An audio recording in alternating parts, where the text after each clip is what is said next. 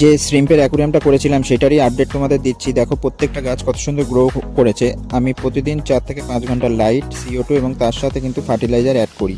তো সেটা সব ফার্টিলাইজারটা সপ্তাহে 2-3 দিন অ্যাড করি। তার জন্য দেখো গাছগুলো কত ভালো গ্রো হয়েছে, বিশেষ করে মসগুলো কিন্তু খুব ভালো গ্রো হয়েছে। তো এরকমই ভিডিও পেতে গেলে প্লিজ চ্যানেলটাকে সাবস্ক্রাইব করে রেখো, যাতে নতুন নতুন ভিডিও আপলোড করলে তোমরা নোটিফিকেশনে পেয়ে যাও। তো আজকে এই পর্যন্তই, দেখা হচ্ছে নেক্সট ভিডিওতে।